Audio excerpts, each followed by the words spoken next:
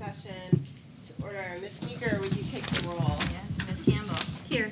Ms. Boucher. Here. Ms. Robinson. Here. Mr. Richards. Here. Ms. Higgins. Here. Mr. Cotton. Here. Ms. Hastings. Here. I don't know why I always forget your last name. I do. I Ms. understand. Walsh. Here. And I am here. I'm always like, Ms. Brenda. I'll go to that. We're all here. Still accurate. Yep. Great. Tonight's topics are capital facilities and debt service. And then at the end of that presentation, we're going to take a few minutes and the superintendent is going to explain her proposal for Brook and Ground and Millbrook School. So we'll start with Mr. Dunn. If that's okay with Superintendent? Yeah, that's great, please do. Okay. So this is facilities and debt service, so this will be a combination of myself and the Director of Facilities and Planning, Matt Cashman. This document is posted in your Teams folder. At a high level, I'm just going to give an update on one piece of information from a prior presentation. We'll give you a facilities overview, including what their operating budget is. We'll discuss the summer projects, and then we'll go into a non-public session to talk about specific security things as it relates to the summer projects.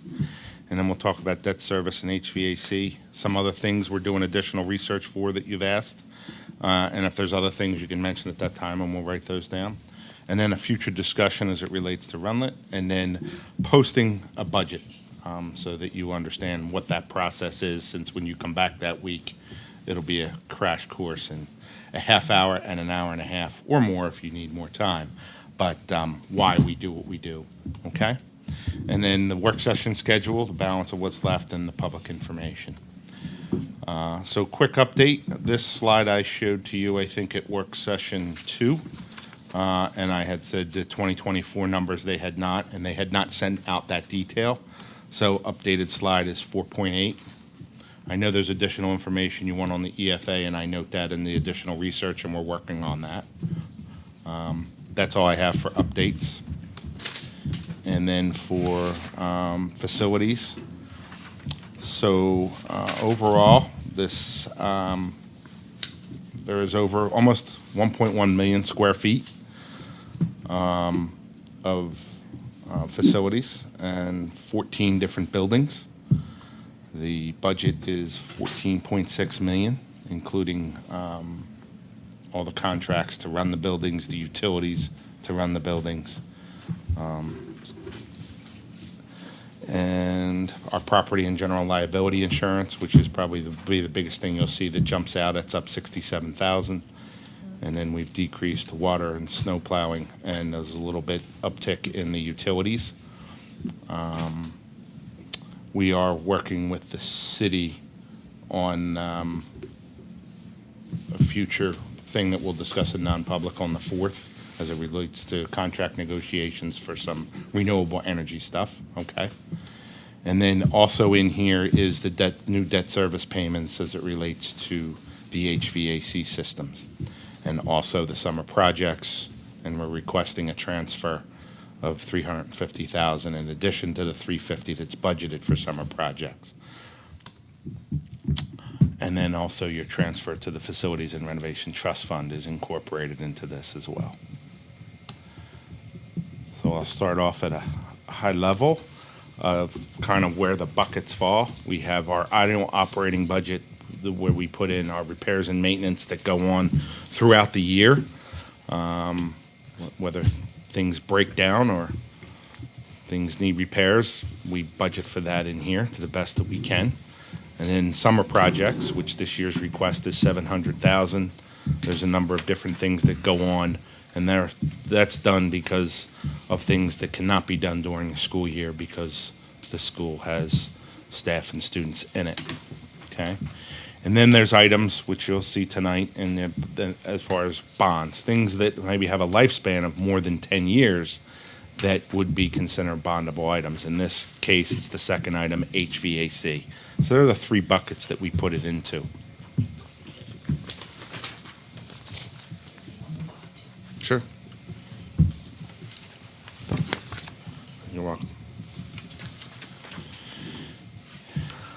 So this operating budget includes the following budget functions, and then this is all dictated from the 1999 financial manual that's put out by the state. So this just shows the different functions that, again, represent this budget. And within that, we have the different objects. So the salaries and benefits for the staff, the professional services, the purchase property, purchase services, supplies, which is where your utilities would be, equipment, and then the dues, fees, and interest, that's where the interest payment is, and the principal and transfers is where the principal payment is for the HVAC. So just to highlight the decrease you see in professional services, if you remember in October, we asked for $250,000 to take care of contracts as it related to architectural services. So that is why that's going down, because we're not budgeting that again. And then on the purchase property, that's where that 350 is for the summer projects. Okay, so the net result is 281 high because there's some other reductions in there. And then the purchase services, that is one cell phone and the 67,000 in increase in property insurance. And then the supplies you'll see is based on natural gas and electricity. And then the equipment decrease, if you remember, we bought an all-electric van for one of the maintenance guys. So that is why that's coming down, because that is in that equipment line, okay? You bought it last year. Yeah, we bought it last year, so now it comes down back to what we usually budget, because in there is a $24,000 to buy a vehicle needed, and then also all the repairs and maintenance to all the floor cleaners, all the equipment the guys use, mowers, everything is in that number. Okay. So then I give you the same view, because when you look at the last one, it's showing you the budget's up 16.64%. This view shows you now when I take that 350 and show that as offsetting revenue.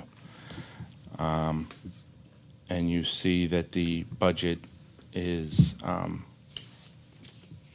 a little bit more than the 16%, okay? Because that's a one-time transfer in with hopefully one-time expenses. And we'll get more into that further in the presentation.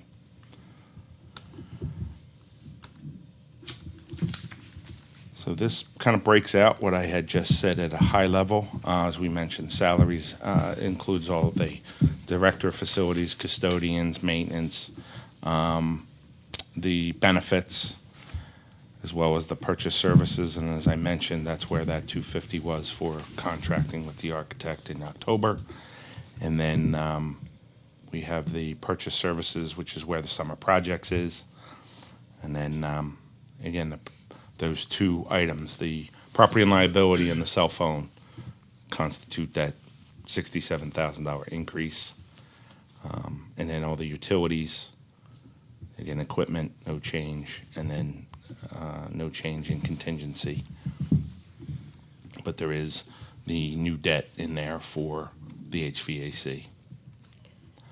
We last year added an assistant facilities manager position that I understand we haven't been able to hire Yeah, for. It's been very difficult Are to we find keeping the someone. position in this budget? we are.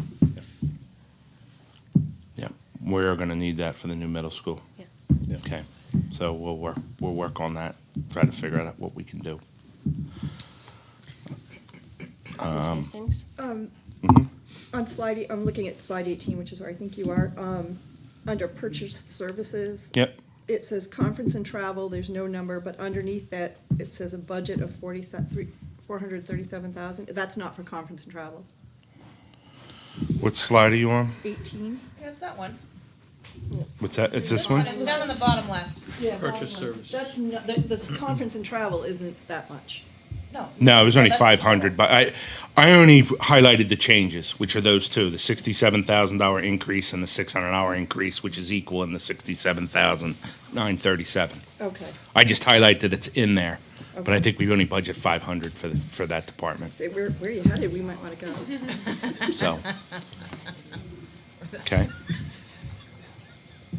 And then summer projects, I will turn that over to, I'll highlight the history of what we've spent and what we've budgeted. And this year, again, the request is for 700 with the proposal of 350 to come out of the school building maintenance fund. Our anticipated starting balance with that is 2.293 million. If you remember in October, with the money that came in from the adequacy, we dispersed and put a lot of that away with the intent of starting to let that out so that we would keep the tax rate stable. Because if you had dropped that by $6 million, you'd be in a heck of a place right now. So just keeping it steady. I didn't realize that slide was like that. But anyway, there's, I'll turn that over to you. Yep. So we've got a lot going on, as you can see. We have the 2 grants that were awarded to us, the Department of Justice grants, and we're going to ask when we get to that area of the presentation, we talk offline about it, but included in that are interior door locks, also known as Columbine locks, alert notification and blue lights throughout the schools. As part of the SAFE grant round 3, we had safety film that we're looking at doing at the schools, as well as secure vestibules. So again, I'm going to talk a little bit about summer projects, but then I want to go into non-public with you folks just to talk about the use and where and how would like to use that safety money. But under summer projects, this doesn't cover it all. It covers most of it.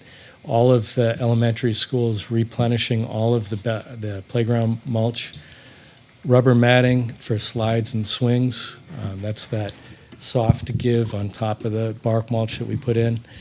CHS site repair, I'm going to go into that after I'm done with this list and talk about that for a little bit. The Millbrook sidewalk repair, we've had a lot of trips and falls and kids out there, so we want to do an overlay. We did an overlay of the basketball court a couple of years back. BMS ledge repair, I had some of that from last year, and I can talk through that too as we get to that slide, but that's something I want to include in this year's summer project. At Abbott Downing Krista in Millbrook, we have these walk-off grates that I'm sure a lot of you have probably seen. They've just gotten damaged over the years by snowplow or snow blowers, or so they're in need of replacing. So I've got that in there. And then White Farm, the Project C building, we've got lead paint on the outside that's starting to alligator off and chip. So I met with a contractor today to have that all removed, right down to the wood, put a primer on, and then recoat that.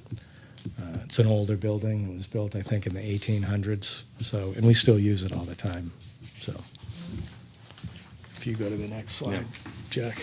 Sorry, that's Matt. He likes How do you like that? he likes seeing caricatures of Yes, I do. himself, so we put that in there. There's no gray hair on that one. Yeah, Can we fix it? that's right. Of course we can. Yes, we can. Speaking of which, that's a good segue into this. This is the overview of the property, the high school property, and in the red or purple line that you see on there is Bow Brook. So to orient yourself, this is Westbourne, I think, right? Yes. Where my mouse is, and then this is Warren Street, and then that's Fruit, and in here is the high school. So those of you, Barb, you are familiar with the high school. The east building, which is where you see that purple line going to the east corner of the building, that was back in 1994, and the building was built over a portion of Bow Brook. And Bow Brook extends to the north, and it goes all the way past Abbott Downing School. We ran into that when we were... Feels like it should be a water feature in this. No, I don't want it to be, because I'm gonna Without enough tell you. attention, it will be. But It goes on a Thayer Pond, so it goes right behind. it does. And then the Thayer Pond water comes all the way up to the top of Little Pond Road to that vernal pond up there. It does. So it's pretty And active. Some of that in my neighborhood. The part that You goes under do. Kimball School, McAuliffe, Yeah. that goes under my house. Well, maybe we can show you what we're doing here. And so, what I want to recognize, maybe Jack, you could circle the corner of Westbourne and Warren right there. You know, there's a little tip down, a sidewalk, and that's where the crossing guard and all of that. And a little bit more of a blow up. I'd say over the last 18 months or so, those circles represent sinkholes that we've had. Oops, sorry. And Sorry, I hit the wrong screen. That's- There you go. Gyms and schools. so, as you know, we've had a lot of rain over the past couple of years. These sinkholes were definitely within the last year or so. And they extend up into the eastern, we could stay on that for a second. That was in the fall. You can obviously, the snow, we had another sinkhole early December. And you can, it's kind of hard to tell on that far right-hand No, it didn't. corner, but it's a see the ripple. dent. It wasn't built that way. It was built to be the whole thing on an angle. So what I'm proposing to you is, and maybe there's one more, Jack, of the parking lot. Right here. That sidewalk we had, it was covered over for a good part Oh, of I'm the sorry. summer. Yep. And then the city This here. replaced it. But that's a northeastern quarter of the property again Oh, yeah. in the vicinity. So that, to me, that's obviously settling you're going to see. But if you look at the far right, you've got about 3¼ inches of a dip of that storm drain. So there's stuff that's going on down there. It is concerning to me. When I look through the storm drains, they're in structures, so I can't see past that. But when we had the sinkholes, we've been able to look down and look at the sections of swirling water going underneath. And so, like you'd see at a beach, or you see erosion going on underneath, there's something going on in that corner, and I don't know yet, but I want to put monies in. The tough part for me to try to sit here and tell you is, what do I think that's going to cost? I don't know until we open it up and we start looking around. I think it's going to require a good-sized storm drain structure to go in there. If you go back to the corner of Westbourne and Warren, I think we've got to find out how far the extent in that radius of those circles, which represent the sinkhole, we've got to find out what's going on. And then once we do that, have our civil engineers would use Novus, they're the engineer of record, would bring them on and have them recommend a correction to this. Would also have to work hand in hand, and we have been with the city, because Bow Brook extends not just on our property, but it goes through the city as well. So I'm meeting preliminary with both the site contractor and our civil engineer. They're well aware of this.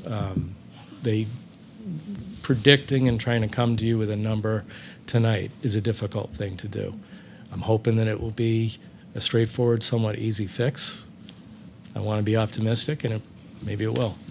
But you don't know until you start getting into it, so I just wanted to make you aware of that. Is your estimate of this in the 700,000, or do you think that's? It or is, but an I think attempt? it's in there, but it's kind of conservative. Yeah. You know, there's something. This is just too familiar with the location of Bow Brook and where we've had these noticeable. I know the right thing to do is we've got to go in this summer, dig into it, and make corrective action and fix it. Is there any way to like put it into a big cement tube? Well, we would certainly refer to, in a nutshell, yes, but I mean, that's where we'd have Novus come in, and they'd size the water flow, they'd know how to attach, what angle to attach, but I would need them for that. To what extent do you think this is a city problem versus a school district problem? I think it's a Concord problem, because it does extend well beyond. It goes on to private property, so it is, city problem, but we're dealing with it too. It goes through our parking lot for where the stable building is. It affected the bridge a little bit Yeah, early there's, like, fall. field at the state hospital, well, the state offices now, that floods over there. Yeah, It does. And then it goes right Noy Street, Runlet, right in front of, along South Street by Runlet. right by there. And then it does, we dealt with it. Bow Brook is on the eastern side of Runlet's property, and then it runs across the front of Abbott Downing. And I know when we were building that and we were digging the foundation, we ran into unsuitables, which was a stump dump, an old stump dump that was Goes right used near to your house. fill that in. It eventually goes to your house. Right, it goes right that way. But again, we've had a lot of rain. You know, that's Yeah. been a big change. So the ground and everything, nature's reacting to it. So So The city's hope been- nature will fix itself. it's given us enough warning Not signs that I enough think we fingers got for to. us on that one. Does anyone have any questions on that? I do have a quick safety question, thank you. Sure. With the holes in the ground, I see a couple of orange cones. Are Mhm. we adequately cordoning off the area? We are. We usually get a report of it right away when it's happened. Those holes that you saw on the previous picture, as soon as we find out, we caution tag it off, and we have a very good relationship with our plow contractor, which is our Merrill Construction, and they're a phone call away. And anytime we've had them, they're out within hours to fill it, properly pack it with the right stuff. But again, I fully anticipate it to happen again, so I want to kind of, let's do something about it. Yeah. Right, like no one's gonna walk across the street and the street's just gonna. No, and that, I'm glad you said that too. I mean, that was one of my concerns was, you know, everyone's going to walk away thinking the ground is caving in. It's not, but there's enough warning signs that I want to do the right thing. I want to fix it right now and move forward. But again, it's included in that additional monies. And as soon as I get good numbers on it, obviously we'll share that. But right now, it's really hard to predict until we know what's going on. It's hard telling not knowing. So It's hard telling what not is the knowing. school district's responsibility in compared to the road? Like if this is happening throughout the whole road on both sides, we've got sinkholes. Could you go to the... So the sinkholes that occurred on our property, obviously that's our responsibility. The sidewalk is the city's responsibility, and the sidewalk was repaired by the city. Where you see, that's not an exact drawing where that yellow line is, but it's pretty close. There's an old 1800s granite structure, storm structure, that's still in place. And so, 1800s? and they have the city has a good handful of them throughout the city. Oh, God. Yeah. But they've They've worked this lasted. long? They're still in Boston. You know, they're still around there. If they're functional, leave them alone, and Right, you know. right. But where you see those three holes, when we've had those sinkholes, and we look down and you reach a shovel down and you have mirrors and you can see swirling water that they just want to capture in a structure and deal with it properly. Seems like the smart thing to do. And safe. Yeah, the safe thing, for sure. So I'm imagining so much water converging right in that area. Right. and Well, yeah, 'cause ground just- collapsing. The incline of all of those spaces coming in together Right. too probably isn't helpful. So feels like it's a topic for tonight, but here's a couple of sidewalks at Millbrook that we want to do an overlay on. We can take the bad sections out and reuse the material and then put a nice cap overlay on it to make it safer. Wanna go to the next. Ms. Hastings? I don't know a lot about the life of these kind of things, but these schools this is one of the newer schools, right? It is, but we used porous pavement, and we've just had some. You know, it's good for drainage in a lot of ways, but it's also difficult with salt and sand that gets into those pores. So, you know, there are pluses and minuses to it, but So with the new ones that we put in, do we expect a longer life span than Yes. what we got from these? yeah, And with the grates as well?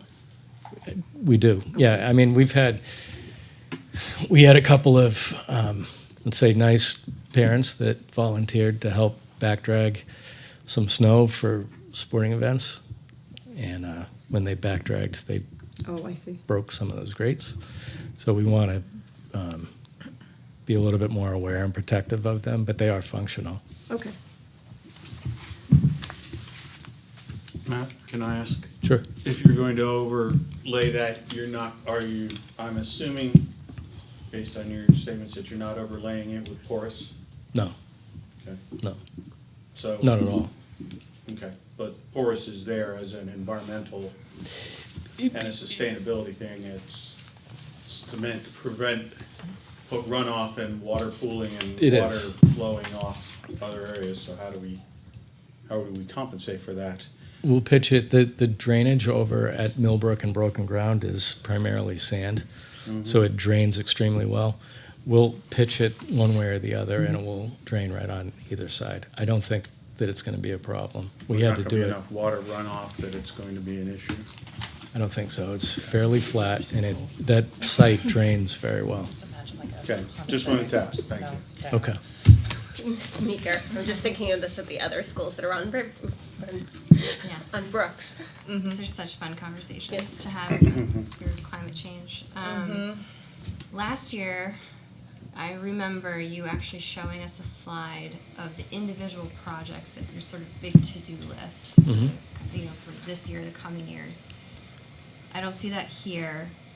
I'm wondering if every project on this list rises to the level of must do this year, or is this the must-dos plus a little more to try to catch up with that long to-do list? Like, where are we at in terms of like project completion?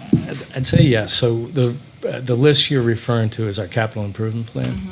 So we do review that with the capital facilities group every year. When we look at this project right here, the Beaver Meadow ledge, I had some engineering testing on the concrete, and it came back that it was stable and fine, but we should be looking at doing a significant repair on that. So I wanted to put it into the budget, and again, I need to get good firm quotes on it. I just had a detailed structural drawing, so I plan on getting 3 contractors at least to come and give us estimates on it. Could we go another year on that particular one? We could, but On this particular it's project? on this particular one.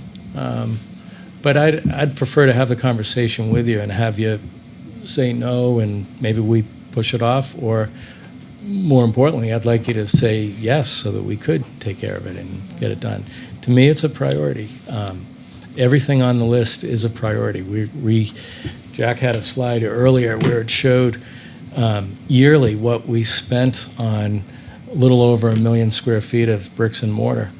It's not a lot of money, and I know those are hard decisions, but deferred maintenance does catch up after a while. So I think it's a very good question you asked, Kara, but it's a very difficult thing at this point to push things ahead or off, because I think that there's good reason behind making these fixes. Thank you. So Matt, there's still a bunch of things on your list that you didn't bring up here, isn't there? Like Should windows and have. some. Yeah, we should have brought the capital improvement list.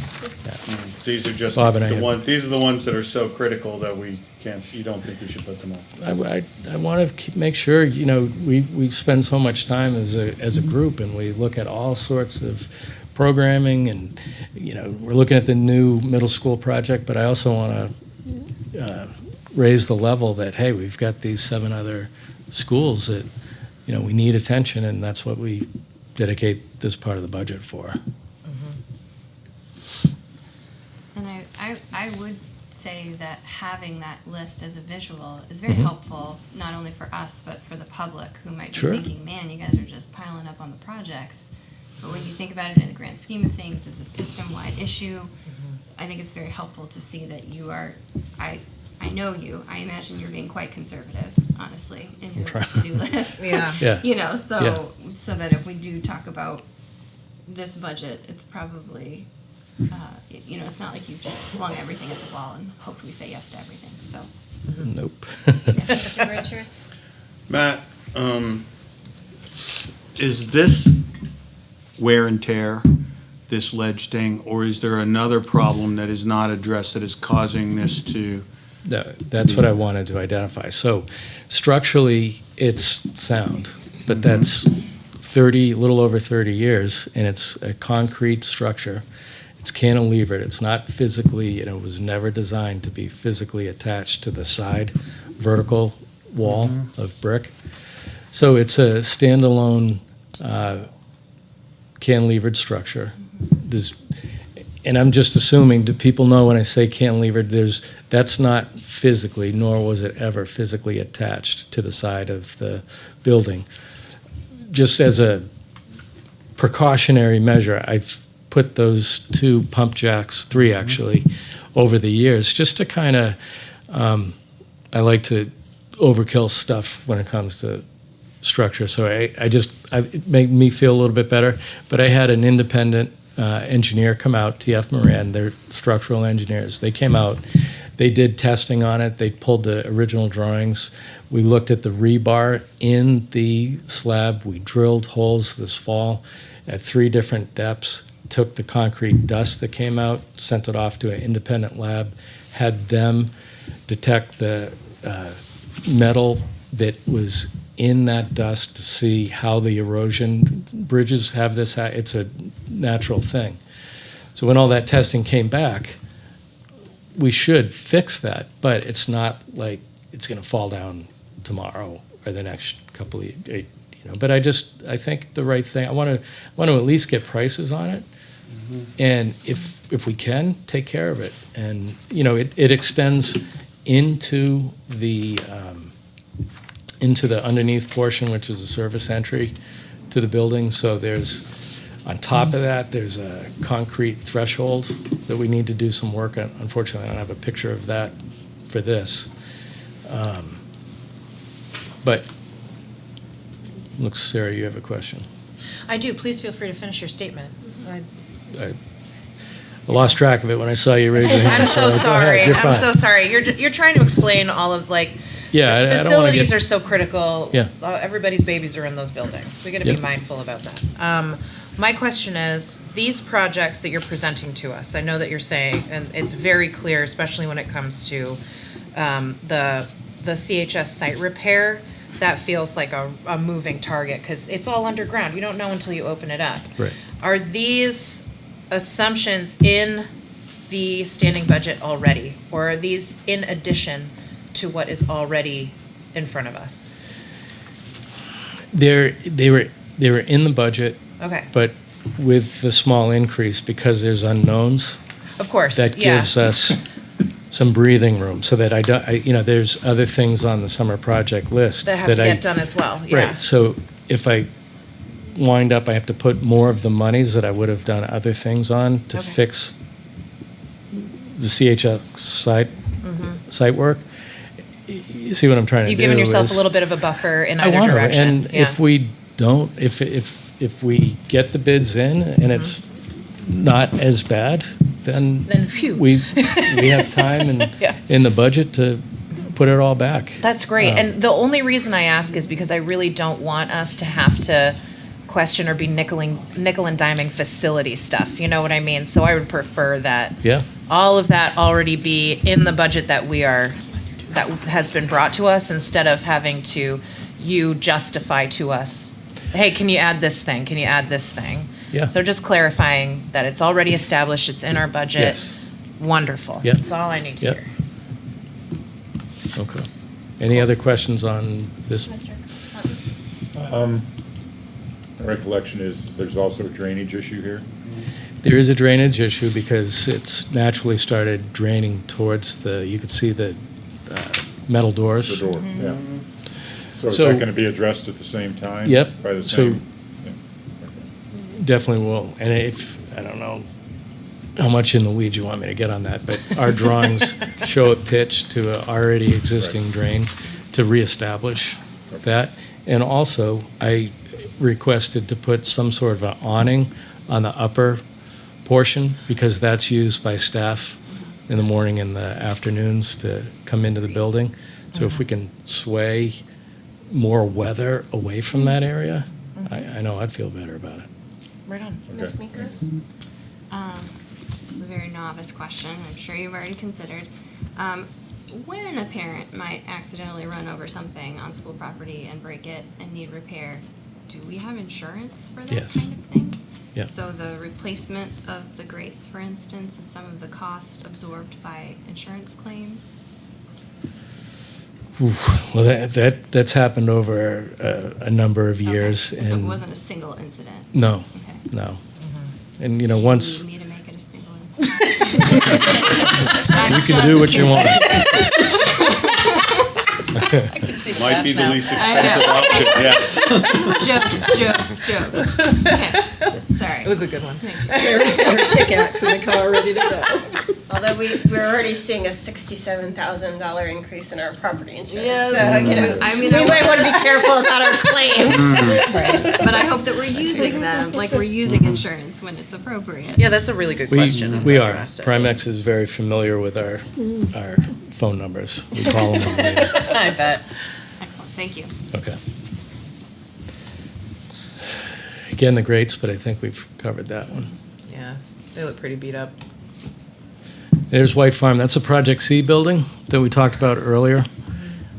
You can see the flaking out there, so the proper, correct thing to do is have it sandblasted professionally, all of the remnants captured up, double bagged, disposed of properly, and then we'll repaint that entire house when we're done.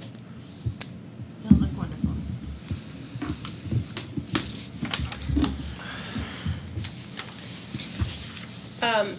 Is it okay if we save the non-public until after the other stuff so Sure. that we don't keep, See why not? for time purposes? Did you have a Yep. question? Oh, no, No. I saw Miss Hastings. did. No, I'm gonna pass on that, thanks. Okay, Okay. so I think we're on debt service, Mr. Dunn? Yeah, I just need a minute. Okay. Hold on. My computer decided to restart in the middle of it, and now I need a copy of the slide.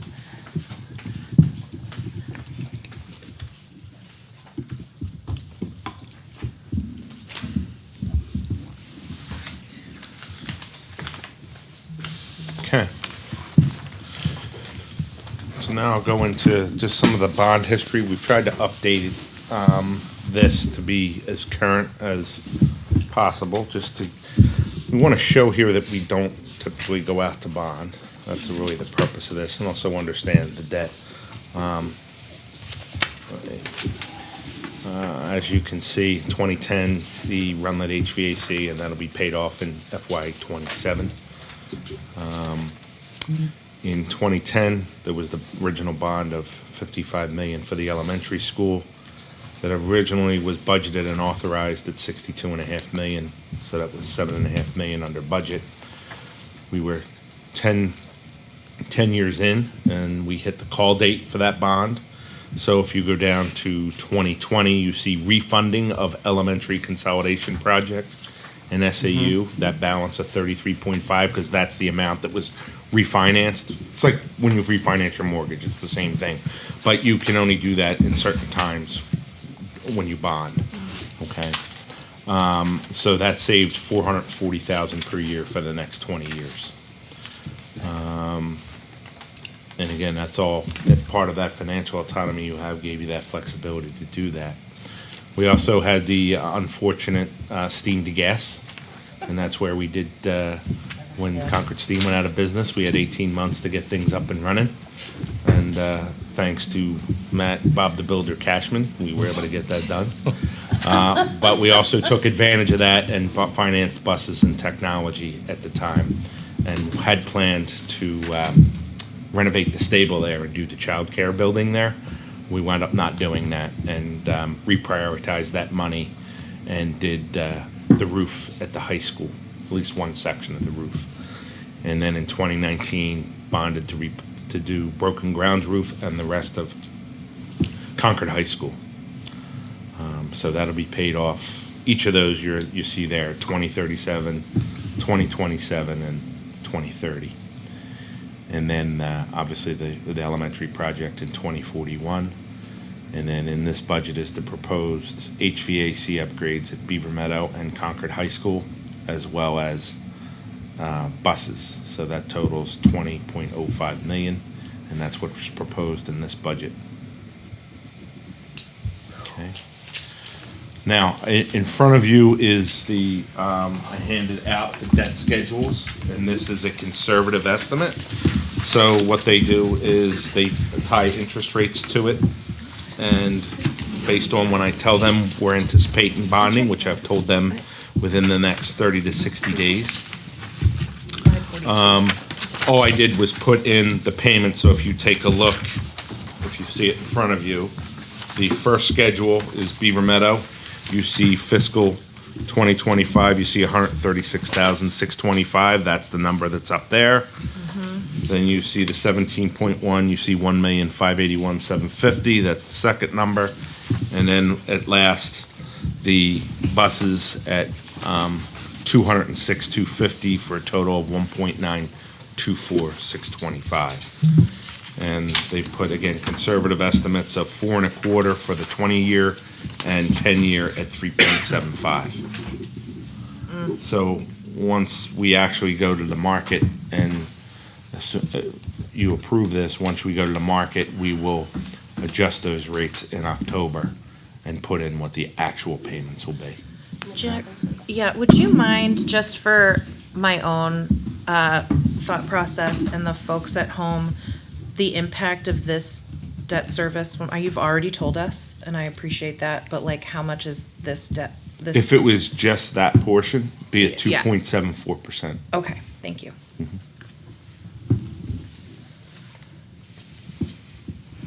Okay.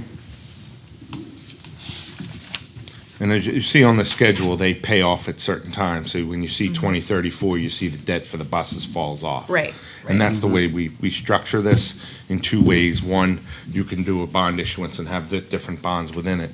But then you can also structure it where you can structure it like a mortgage payment, like the same payment every year. Notice when you look in there, it's not the same payment. Right. So you pay more upfront, but overall, it's a lot less interest. Right. Because we do, one, an annual payment, and two, we do equalized principal, but we pay more interest up front. And that's what creates what I'll go into the next piece, the debt differential. So every year as we take 5% of your budget to earmark for debt, as the budget goes up, that 5% increases, and as your debt goes down, the difference between those is what creates the savings account that you put into your facilities and renovation trust fund. It's that simple. And this was, it's been referred to and through boards that as you get further away from the board that created this in '05, but your facilities and renovation trust fund is what we call it. But again, maintaining that 5%, the debt differential, or some of the older board members will refer to that as the Inman rule, because that was the name of the board member that came up with this. Having identified that this high school was going to be paid off in the coming future and knowing that there were going to be other projects, maintaining 5% allows you to create that savings account, which next year will be approximately 16 million at the end of next year to offset the impacts. Okay. When we looked at the capital of the facilities budget, there was an increase in payments for debt service and principal and interest. Can you just talk about how that relates to the 5%? We're not going over the 5% in this budget, are we? We are. We are? Yep. What is the 5% now? So the 5% includes the elementary debt, the steam to gas, and Runlet. What's the They're the total? three. Annual total? Do I put that in there? I'll get you that. I didn't write that in there. So if we were to take those items and count that towards the debt and do our calculation, the amount to put away would be 2.3 million. We're only putting 1.5 away, knowing that you just put 3.7, which was more than you needed, and just trying to keep the tax rate lower. So if you And did that's enough- where I get confused. Does everyone Yeah. understand? No, yes, I do. Well, I'm looking at this I'm a as, communications major, I don't understand any of this. So if we Yep. were, but we would put 2.3 away to get to 5%. Correct. But we have this additional 1.924. So Yep. is it 1.9 plus 2.3 would get us to the 5%? Or are we over the 5? We're over 5%. So the 2.3 is not really what we would put away to get to 5%. If I were to take this and calculate, you'll save $400,000 a year. On what? If, in the differential, if I include that 1.9 within the 5% now, it will lower the amount you're gonna be saving every year. Which Okay. means the projections for the. You are recommending Yeah.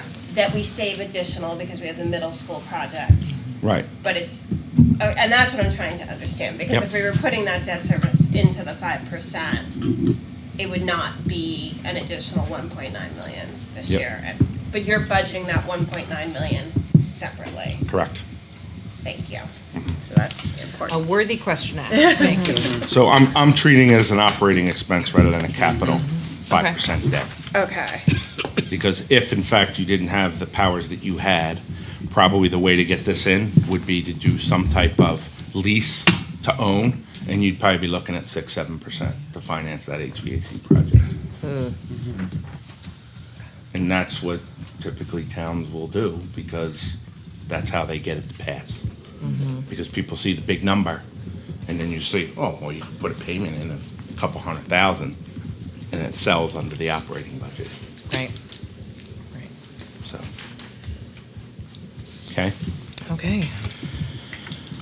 So additional items that I'll mention, the SRO.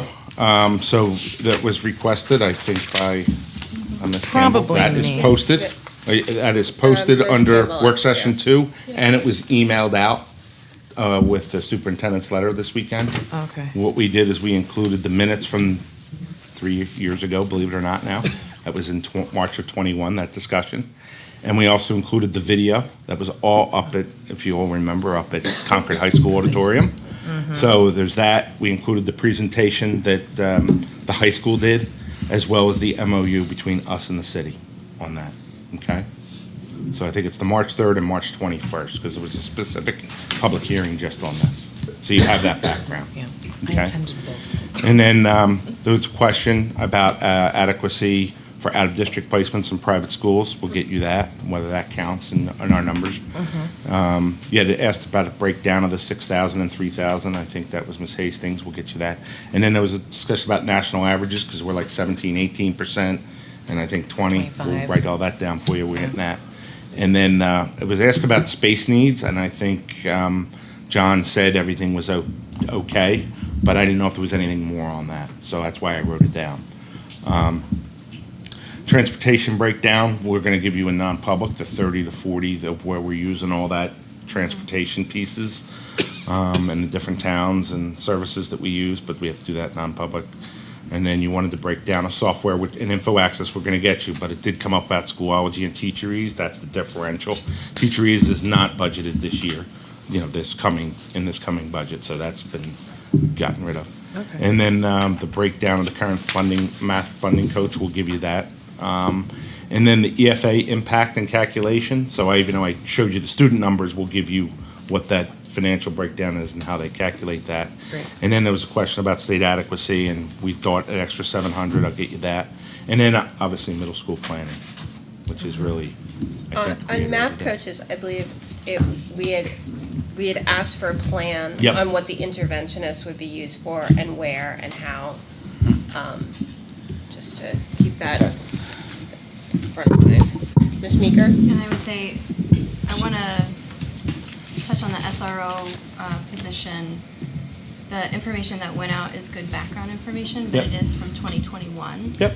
So much like Kim telling us about the needs of a math interventionist, I think it might be worth a conversation about why in 2024 this is coming up again. I think it's worth knowing, what is the background this year? What is the immediate need this year? Why is it in the budget this year? Okay. I had a chance to talk to both Quincy and Jay on that issue, and so they would both like to be present and share with you their thinking as to why Jay requested it in his budget and the work that Quincy does with our current SRO at the high school. So they wanted an opportunity to do that. So I think you'll hear from them. Okay. And then, again, reiterate in future discussion, middle school planning, so we'll give you some scenarios, we'll work in different financial aspects and other topics, okay? Okay, posting a budget. So this is section 11 of your charter, which highlights public announcement of time and place shall be duly advertised not less than 10 days prior to such hearing. So the reason you post a budget is because you have to do that before you have public hearings on it. And it's 10 days, even though state law says 7. As part of the Charter Commission, I went and testified, I felt it should stay at 10, considering you have the uniqueness you do as it relates to your ability to pass a budget. It also says that you have to have a public hearing. You have 2 public hearings. And we need to get professional contracts out by the 15th under RSA. So that's why you have 10 days prior, you have the public hearing, and then we leave another work session in between when you go and actually vote, which right now is set up to be March 27th. So that's why we have the timing that you do, and your charter says what it says. And usually, we've kind of used that posting of the budget as a barometer as to telling the community, this is what you're thinking. That's kind of what we've kind of relayed in the past. And then based on the comments you hear, you'll come back and deliberate that. Okay? I think probably the biggest one I could think of is probably full-day kindergarten, because you posted a budget with it that one year, and then in the end ultimately made a decision not to move forward. We posted the budget without it. Without And it? it was to add it, and my motion was to go back to the original budget, because we had The Concord the STEAM. Concord Yeah, scheme. yeah. So that's what that allows, because you want to get that feedback. So I wanted to put that sequence of meetings that are coming up, okay? Does that help? Yep. And then again, the work session, we are right now at work session number 4, and then number 5 will be on Wednesday. So that'll be food service, technology, and transportation. You will have the food service director here, technology, and then Kathleen will do transportation. And then public information, the stuff is posted. Tonight's will be posted tomorrow. There are all the contacts for all the board members. Is that okay? I mean, how's it been? Good? Oh, it's been great. Should I make it bigger? Yeah, sure. You should just keep posting it over Yes. and over. Okay. Over and over. All right. Replay. Replay? Yeah. Well, usually when people watch these meetings, they think you meet all the time. I think that discourages people from running. When I was on the board, I did have somebody come into the Hallmark store and say that, you guys meet all the time. Every time I see you on All we TV, have to do you're is meeting." show them our So I schedule was for like, this "No, that's month fine." and Yeah. next month. At all hours and. Yep. It's enough to scare people out of it for sure. So that is all I have for that portion of it, but I know you want to go back to the non-public section. So But we whenever you're ready to do want to that. give the superintendent an opportunity to talk about Millbrook and Broken Ground before we go into non-public. Sorry, Mr. Cashman. I'm here. Sorry, Matt, I owe you. Okay, thanks.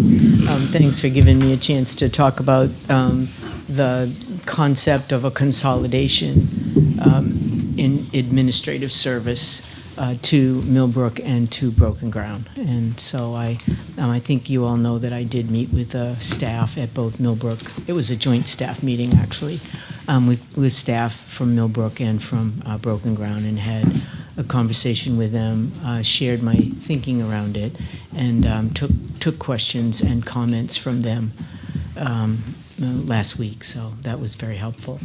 I think that it's important for you to know why this has even come up, right? I saw this with the retirement of Sue Losey as an opportunity. It really was an opportunity to look at the services that we provide for children. And when I was looking at it, one of the most important things, and quite frankly, one of your goals, is seamless transitions, seamless transitions between schools. We talk about that with Runlet to the high school. We talked about that with 5th grade to the middle school. But in this case, I was also looking to ensure a seamless transition. As you know, at Millbrook, the students are pre-K through 2, and then they move on to Broken Ground in a 3 through 5, which it's 2 different schools. It's run independently of each other. And so I was looking at, because of Susan's retirement, looking at the opportunity for something seamless between each of the, for the students as they move forward.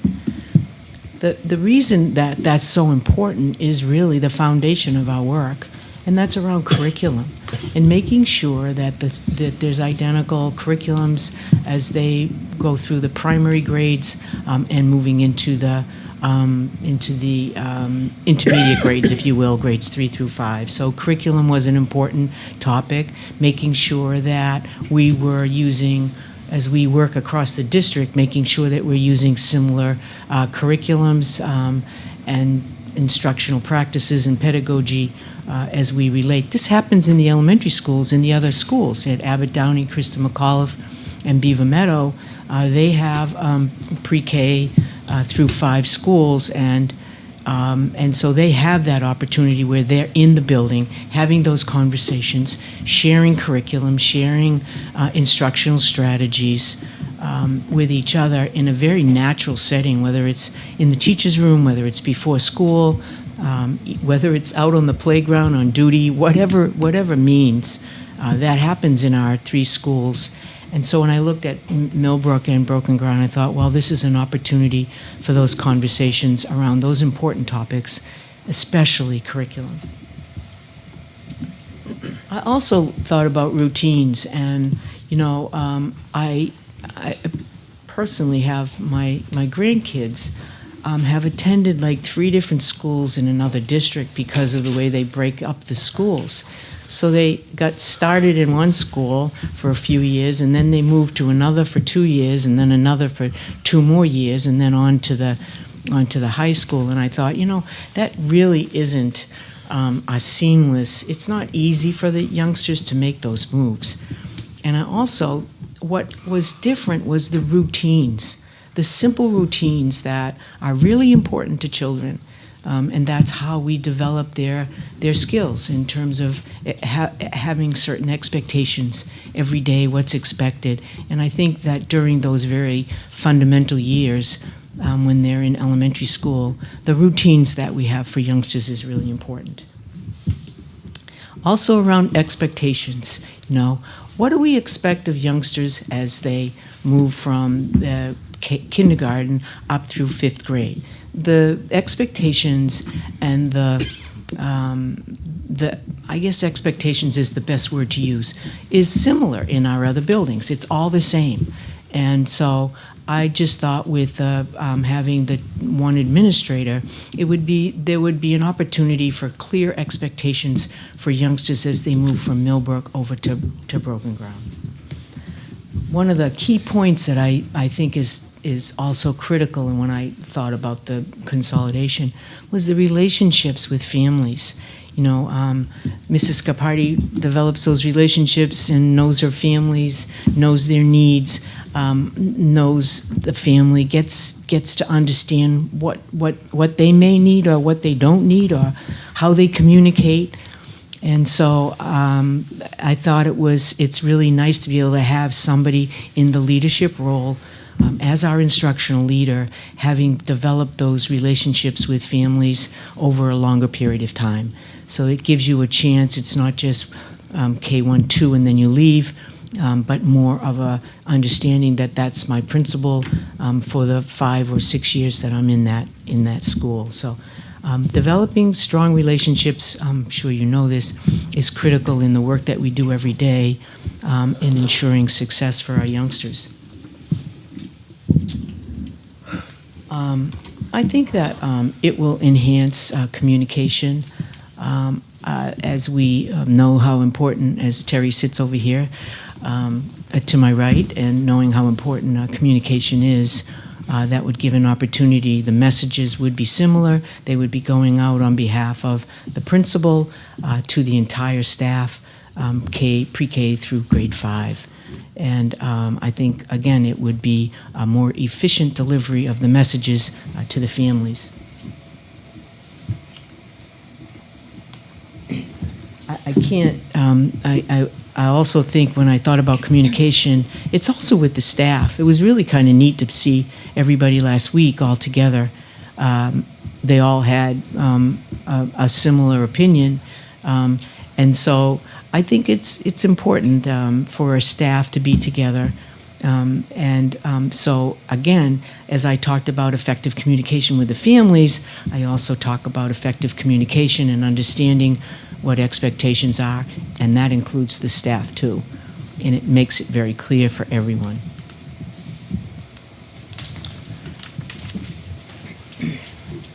You know, I recognize in Concord we have really strong leadership, right?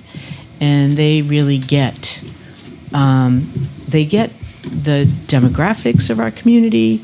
They understand the families. They understand the location, all the issues around housing, around food insecurity. We're very fortunate. I think they're really sensitive to that. And so we do have strong leadership. And from my perspective as the superintendent, I saw very strong leadership at Millbrook. And a person who understands the community, understands her families, understands her staff, understands curriculum. And it made sense to me to have someone who would be the leader that would understand all of that, all those characteristics, all of the demographics that represent Concord. So that was important. From an administrative point of view, that's really important. You know, I looked around the state, you know, I thought, well, you know, it is a little bit higher, right? The numbers in the elementary schools in Concord are around 300 to 350 in our elementary schools. Certainly much larger at our middle school and high school, but in our elementary they do run around 350. So I thought, well, you know, let me look at some other schools around the state and take a peek at what their numbers are. And I have to tell you that they ranged. The range was anywhere from the 450s to 600s. The surprising thing is that was a principal and one assistant. I'm proposing that we have this administrative consolidation, that there would be one administrator, one lead instructional leader, your principal, and 2 assistants. In other words, the 2 positions that are currently in your budget would remain. And because we do see an increase in the numbers, and so I want to make sure that we have the right number of staff. It's kind of what we had at Runlet. We have a principal with 2 assistants for 800 students. I realize the age is different, but if you've been a middle school principal, that will be debatable for a while. So I did look at communities, and I looked at communities similar to us. I did not look at smaller communities, you know, in Allenstown or a small, you know, Andover around us. And I looked at Merrimack, Manchester, Salem, Londonderry, Bedford, Milford, and when I did that comparison. So I'm just trying to see what else I wanted to bring up.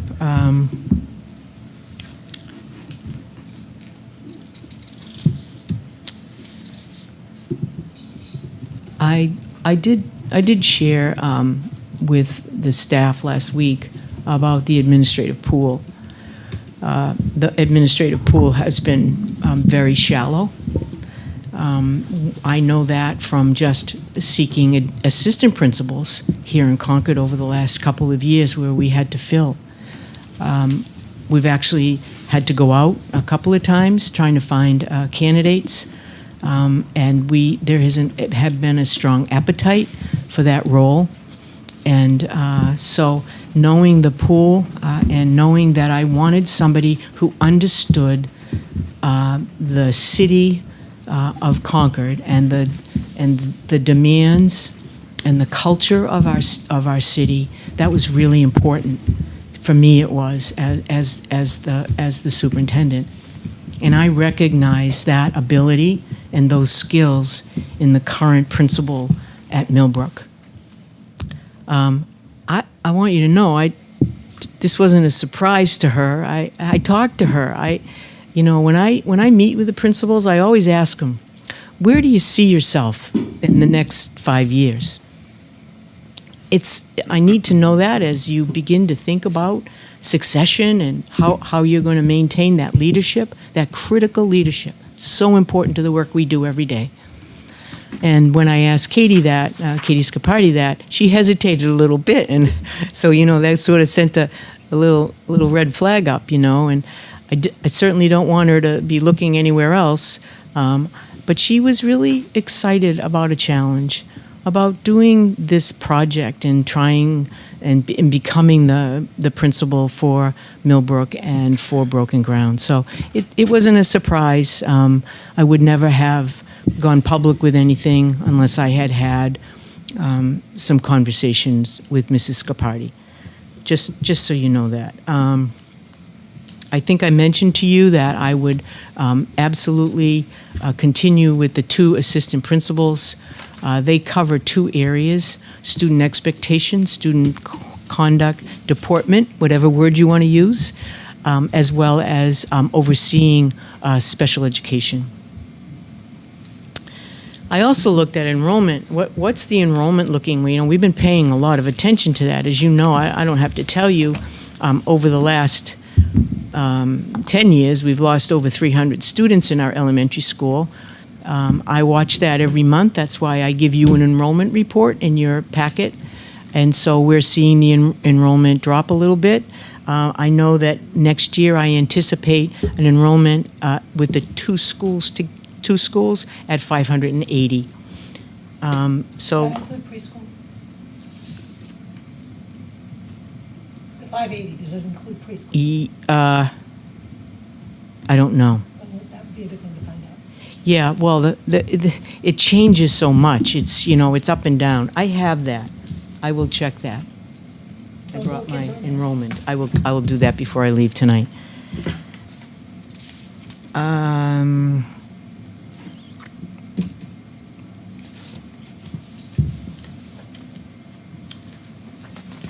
I also acknowledge with the staff, I want you to know that I talked to them. I realize that change is difficult. New principal, new expectations, and the change in the routines, I thought was a fair question, and I recognize the anxiety that comes with new leadership, absolutely. But I also know that we have a known individual that recognizes culture and climate, and that will work hard to ease any of those anxieties that exist as new leadership comes on board. I also recognize my duty as a superintendent to bring forward ideas. Some of them you might like, some of them you might love, and some of them you might not like at all, right? But that's my job.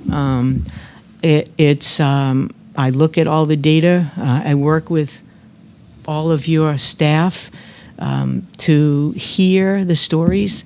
That's why I visit buildings, and when I visit buildings, I often get lost in there because I'm talking to teachers when they have a few minutes to talk to me. I always sit with the principals and try to get an understanding of what the needs are.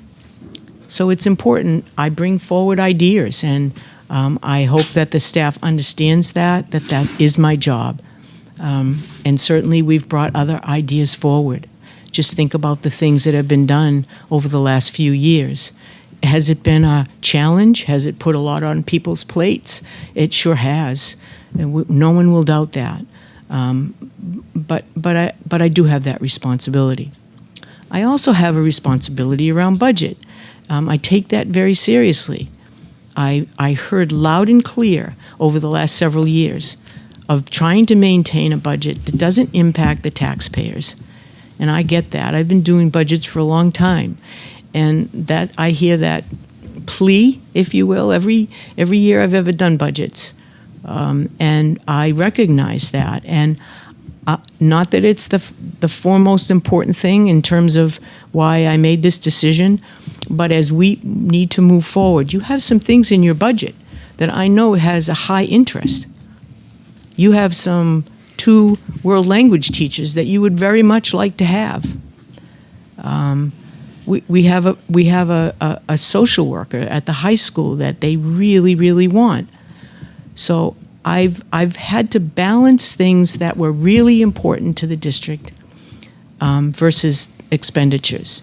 And in this case, quite frankly, there's over a $200,000 savings that you can use in your budget, although I suppose you could reduce the budget by that too. But I also know you have interest, so I'm hoping that maybe that comes to fruition. But that does have an impact on you and your budget. And there's an expectation, I believe, in the community. I hear it out there when I'm out and about, and we're doing presentations. Last week, Jack and I were at Labor and Economic. We heard it. We heard it at the various Chamber of Commerce meetings that we have attended. And it's important to try to keep those taxes down. And so I will say that the savings in terms of the position, it includes benefits, it includes salary and benefits and so forth. So that is part of my reasoning for offering that concept to you for your consideration. Thank you, Superintendent. Are there questions? Ms. Robinson? Surprised, aren't you? I'm just going to sort of embody what I think the staff at Broken Ground would be asking. You mentioned seamless transitions, reviewing services for children, curriculum alignments, routines that are conducive to continuity, shared expectations from K through 5. Are these issues that have been brought up with both schools previous to this budget decision? Is this a conversation that has been had with staff, with administrators, like, hey, we really do need to start aligning these schools that are only separated by a wall? My own kiddos have said, having experienced Millbrook and Broken Ground, the 2 schools do not talk to each other. Isn't that something that probably should have been addressed earlier than this moment, if continuity of curriculum and movement of students is a real concern? Is that a conversation that has been happening prior to this, but it's just magnified because of this? Like, where has that conversation? We've been working on a concept called tight coupling here. When I arrived in Concord, there was a strategy around leadership, and it was all site-based management. Every site did their own thing. That's why you didn't see common curriculum, you didn't see common expectations. We didn't have second grade teachers talking to third grade teachers, you know? We didn't have that, those seamless times when kids move from place to place. Right. We've been working on that concept with administrators for the last 2 years. We've done workshops. And as you know, I mean, Kim has presented this K-12, the consistency across it. We still have work to do. That's why, she proposed the new math curriculum as a K-12 and a way that we can have a seamless transition for youngsters. Was that particular issue brought up at that school between those two? To me, no. But I recognize it in the big picture, Sarah, not necessarily building specific. But I could see it when a program happened at one school and didn't happen in another. And so I'm a parent that lives in the Abbott Downing district, and yet another school does something that my child doesn't have advantage of. Okay? Obviously, these seamless transfers are really important, right? Especially when you think about all of our schools now go into Runlet, right? The middle school. So we've worked really hard on that over the last several years. Okay, great. Thank you for clearing that up. I'll give the floor to anybody else. The tight coupling, tight coupling, and we kind of laughed about it at our retreat, because that's where we had actually brought people in to talk about it. You think of a couple, and so we just want to make sure that we're all talking and talking the same language, and it's helpful for families and certainly for our kids. Ms. Boucher? A little bit different. Safety. So how would, I mean, I've never been in a building. I don't know what it's like to be in a building when there's like a shelter in place or lockdown. How does the principal respond in that? And does that principal then need to be in a different building? Would it Right, happen as right. one building? That's a great question, and that actually came up with the staff about safety. In a shelter in place or in a lockdown, the principal is in a lockdown. They're not out and about in the building. Now, in this case, if this concept is something that you are considering, we have 2 assistants. They would be located in each of the buildings, and the principal would be in either one. I was a principal of 2 elementary schools, and you might not be in one and the other needed you. That can happen, and certainly this situation is really nice because the 2 buildings are connected. But in a lockdown, shelter in place, they have to be there. Who takes over is the police. When the lockdown occurs, Matt's shaking his head, my go-to emergency guy, the police are there. Police and fire, emergency folks. So that's why the principal has to stay in. Now, I was just looking for my phone. You're on the phone, and you'll get text messages as a principal, I know as a superintendent, when I've had lockdowns and been in a building, I was getting text messages so I could get the information out. It's a concern. I know that people talked about, the presence of the principal out front, like Katie's out front every morning, greeting everyone, and that's really important, right? But she also has she will have 2 very talented professionals who'll be working with her who will have those relationships with kids too. So, and I get that. Ms. Robinson. I'm sorry, Ms. Higgins. Oh, yeah, And let then Ms. Higgins go first. Go ahead.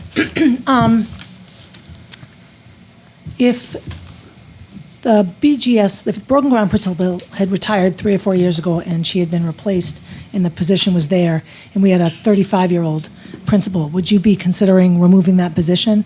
Do you feel that strongly about it, or is it the fact that she's retiring makes it sort of a convenient move at this time? Well, if that principal were not going to retire this year. When I came, that was on the table, but that didn't occur, the retirement. No, I'm asking you if there wasn't a retirement on the table. Right. If the current principal were 35 and had, 20 years ahead of him or her in their job, would you be cutting a position right now for all the reasons that you're supporting removing the position now? I will do everything I can to maintain positions Okay. for educational I'm just asking, this professionals. is your No, thought it's a great process. question. If we have a reduction in force, I will do everything we can to secure jobs, and we have done that. I understand. We have not laid off anybody in the 4.5 years that I've been here, because I believe in the people that work here. I understand. I believe in their skills. I'm talking and so about the position. I understand that, and I probably would not have done that, Okay. Barb. I get it. Teachers retire and we don't fill those positions. Right. It But was then we have a it was an contingency fund and- opportunity, Right. not only Yeah. for the opportunity about education and instruction, Yeah. but it was also an opportunity that was presented to me to look at the staff, and decide, can I do this kind of work? My next question, and that's it, would be, will voices be heard if people reach out, write letters, come to meetings and speak? Will their voices and what they have to say matter, or? Of course they matter. I just went out to Broken Ground in Millbrook, and I heard them. I understand. And for a good hour plus. And of course it does. Okay. And just I'll before hold you to that. Ms. I Robinson, understand your would point, Barb. I get what you're saying. would add that the executive committee asked the superintendent to schedule a Q&A session out at Broken Ground in Millbrook. It'll be March 12th, which will be before the 2 budget hearings. That's great. Thank you for. Ms. Meeker hasn't had a it's chance. okay, Okay. Thank you for indulging me again. So when you did comparisons to similarly sized communities, you mentioned that elementary schools range between 450 and 600 kids, and that future enrollment for the combined Millbrook and Broken Ground would be 580 kiddos roughly. That could go in either direction. Right. There's That's what no I way of knowing anticipate for sure. next year, next September. Right. Right. So that's on the higher end of things. That's and right. I'm just thinking about the questions that families and educators are going to have, considering that 45% of the kiddos that attend at Millbrook and Broken Ground qualify for Title I and free and reduced price lunch. It's a community. It's a section of our community that has a lot of need. So I can expect families and educators coming to us and saying, yeah, all of these other, communities are experiencing X, Y, and Z, but if we're going to be looking at them, we should be additionally comparing actualized valuation per student of those communities. We should be seeing how much, what portion of their community qualifies for Title I, so that we can really be doing an apples to apples comparison about how these communities are deciding to keep smaller schools versus, though Bedford is almost identical in size to Concord, we have very close numbers of kiddos. I can imagine their equalized valuation is a little bit different. Their demographics are considerably different to ours. So just wanting to sort of put that into the ether for us to consider as we're making Well, I comparisons. did. When I Okay. looked at schools like Fairgrounds in Nashua. Okay, cool. I looked at the Beach Street School in Manchester. Good. I hear you. I was just trying to find districts similar size to us, and Right, then and Bedford's obviously, almost identical to then us size-wise. obviously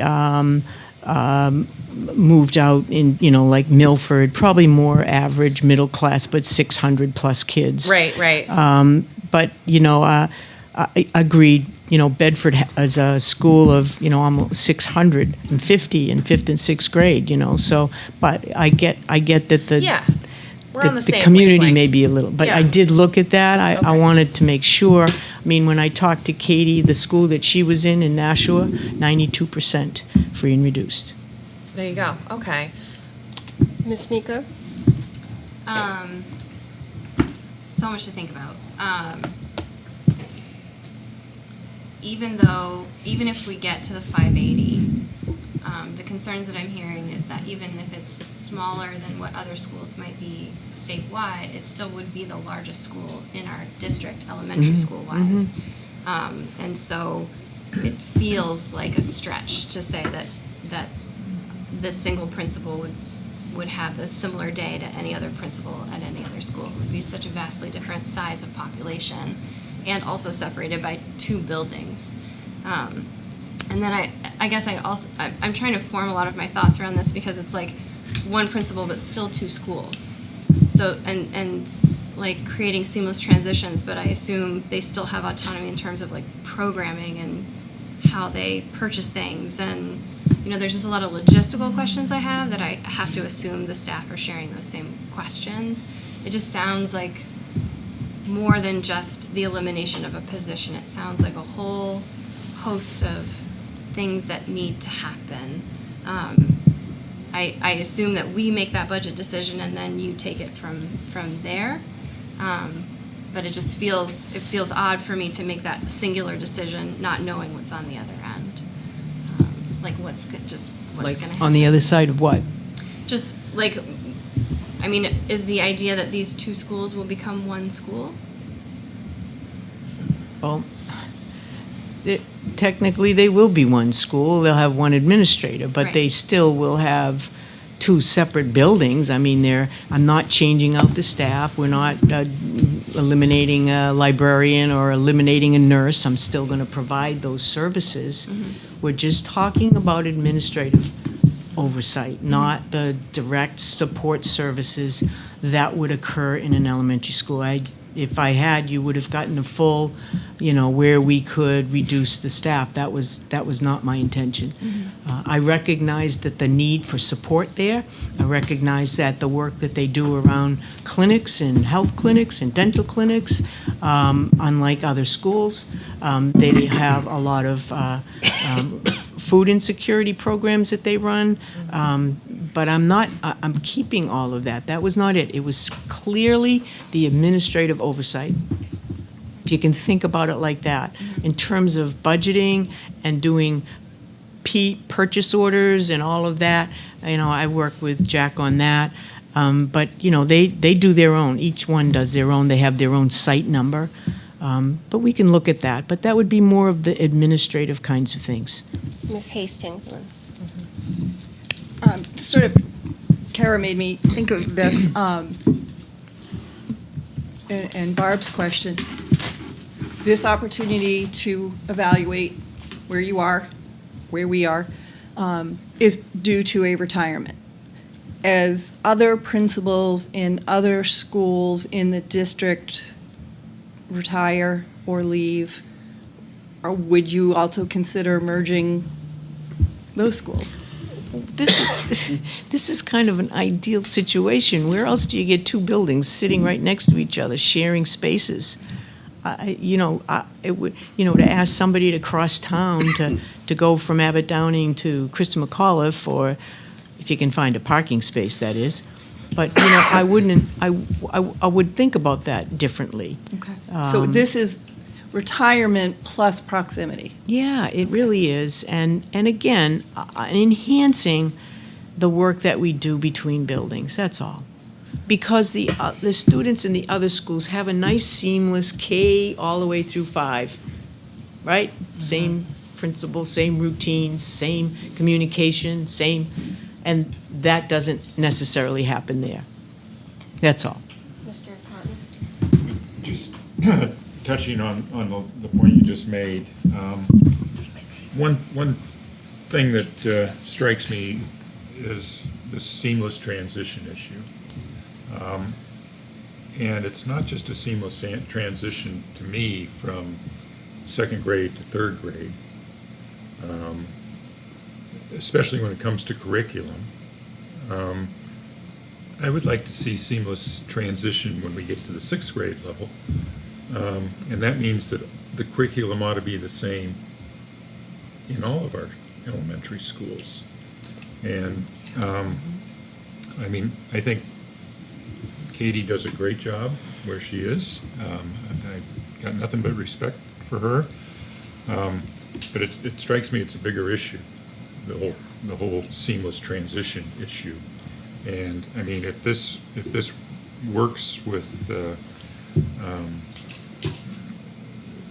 the two schools, that's great. But I really think we ought to be focusing bigger on the curriculum and the routines that are going on across the district to make sure that when we get to sixth grade, we got a seamless transition. Right, and we are working on that. We've had more interactions between the elementaries and the middle and the high school, where the principals are working together. The curriculums are K-12.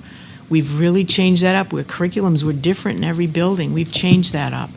When we make decisions about whether it was the math curriculum or this impending social emotional curriculum, it's done with all of our teachers so that everybody is doing that. I agree with you, that's really important. And, you've always asked us to evaluate the impact of program, right? It's hard to evaluate a program if everybody's doing something different, right? This has really been a very big change for the district. And it's taken time, for us to roll it out. But it is happening, I guess, is my point. Even to the point where Kim has recommended a math program that goes into sixth grade. I was happy to hear that. And by the way, Barb, most of our sixth grade teachers are elementary ed certified. Awesome. Yeah. Thank you. Miss I did check on that. I've got more. First things first, just to corroborate, like on the seamless transition thing from second to third in those two separate buildings, it is very, very different experience for kiddos, like right down to drop off. Millbrook, the principal's outside and you have multiple teachers helping kiddos out of their car, saying good morning to the parents. Broken Ground is just strictly drop off. They have crossing guards, teachers, they play music on Fridays, which is really fun, but it is like now they're big kids. And third graders, they all get out of the car on their own. So it's not just within the building, it's before you even get in. So I do agree that there has to be more continuity between the two buildings. That being said, I still have a lot of questions about the efficacy of how this is moving forward. We keep mentioning one particular person in these conversations, and I noticed that she's not here to be a part of this conversation. So that makes me a little bit nervous that we are potentially making assumptions about someone that we're discussing putting into this position. So, and I don't, when we're usually talking about personnel, that remains in a non-public capacity. So I'm just wondering if there might be a way for this individual to be able to speak to the board about their concerns or their excitement, their expectation. I feel like I have not heard directly from this person about how they feel about this merge, and that we are sort of like the ball would be in their court. So I'm just wondering how we are handling that. This feels very unique in that usually you would be doing interviews and going through the hiring process, but there's an assumption of a person already chosen for this. So, and I know it's very unique. This is not typical, but I just wanted to raise that But concern. Sarah, it's not unusual for administrative at this level to make decisions about moving administrators. That's very common. They work for me, so I did have that conversation. I would have never, ever done that if she was not interested. I'm not in under it. the assumption you ever would. Please don't. I don't know I don't know how appropriate that is. Well, that's fair. Yeah, completely understood. I just know that we're like saying her name over and over again. Oh, right. I She's, mean, if it's a personnel issue, it's my newness to this process. It makes sense to have the person that's there and understands the families and understands all of the issues that their families deal with. It just makes sense, and it gives somebody an opportunity for a new experience and a new, I like to think of it as a promotion, but I don't hear know you, if everyone would 1,000%. consider that, but recognition of her work. Yeah, for sure. And I just had one more, if you'll indulge me. Thank you so much. And I just wanted to put this out. There's a little deviation, but considering that I'm going to bring up the SRO again, I don't want to lose sight of us removing this position, but adding that position and the different expectations that those two very different people put into schools. And I was wondering, when we first had these conversations in 2021, the district was very transparent about data around how the SRO in the high school interacts with students based along racial and socioeconomic demographics. And at the time that we reviewed them, they were disproportionate to the percentage of students in the school district or in the high school. So I was wondering, a lot of time has passed since the last time we had that conversation. I wonder if it's improved. We just haven't seen that data in a long time. So I think that would be really helpful to the board in order to decide if we're continuing to have a disproportionate interaction of SROs among Black and Brown students still in the high school. I would not expect it to be any different at the middle school. So I'm hoping that that data has improved over time, and I'd love to see it so we can make a more informed decision. Thank you I just didn't want to lose sight of that while it was in my brain. Thank you. And I know this is important. I see Mr. Richards. Just wanted to get a sense because it is after 7 and we have a non-public. So, Mr. Richards? No, the only thing I was going to say was to just follow on with what Barb said. We would listen, and we'd certainly want input from all the people at Millbrook and Broken Ground, but we'd want all the input from everyone else too, since this is both a financial issue as well as a curriculum and continuity issue. So, if you can come to the meeting, great. If you can't, you can email us, call us, talk to us, or anything. But this is a citywide issue. We need to consider it. Anyone else? I'll take a motion to go into non-public. So moved. So under, wait, I have it, hold on. I think Jack gave it to us, right? Yeah. Yeah. Thank you. It's on page Motion was made by, 91A3. B and C motion by Brenda. second? I didn't hear. by Mr. Cotton to go into non-public under 91A3, section 2. B, public hiring of a person as a public employee, and C, matters which if discussed in public. This is not the right. I have it on the screen. Behind you. We're doing the safety stuff unless you're adding. Say- 91A. No, I was looking at what's in front of here. 91A3. Consideration 91A3, Section 3I, consideration of matters related to the preparation for and carrying out of emergency functions, including training to carry out such functions developed by local or state safety officials that are directly intended to thwart a deliberate act that is intended to result in widespread or severe damage to property or widespread injury or loss of life. Ms. Meeker, if we could do a roll call? Yeah, that's all good. Ms. Campbell? Here. Ms. Boucher? Here. Mr. Richards? Yes. Ms. Higgins? Yep. Mr. Cotton? Yes. Ms. Hastings? Yes. Ms. Robinson? Yes. Ms. Walsh? Yes. And I'm a yes. And I believe we do not expect to come back except to close the meeting after this session. So we'll let Concord TV go home. Sounds good. Sure.